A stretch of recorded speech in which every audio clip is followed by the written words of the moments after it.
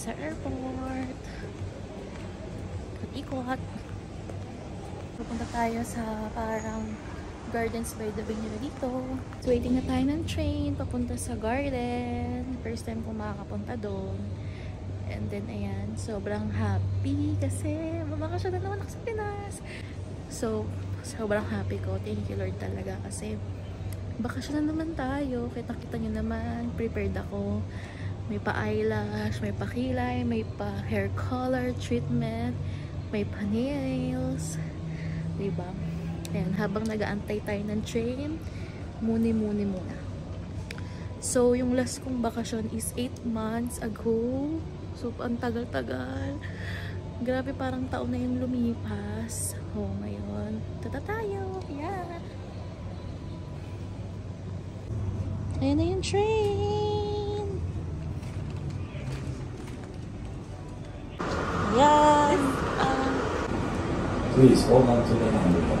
The train is departing to Northbound Station. Ay, baka mabilis. Left po or right? ومن جاء تمسك بالمقابر استقام مغادر.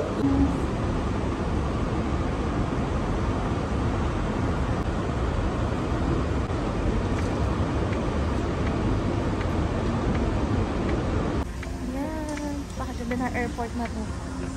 One of the best airports in the world. I think this is the best. Yeah. This is the best airport now. So nice. So tahimik. Merong Oreo Cafe here. Yan na LV Lounge. Wow! Kinabog ng ano. Bongga naman ng Qatar. May paganto na sila, oh.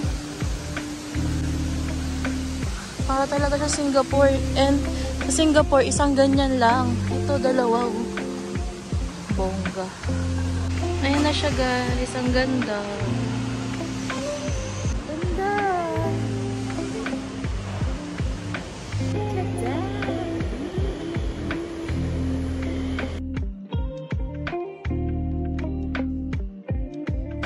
Ayan. Ito naman yung view sa baba.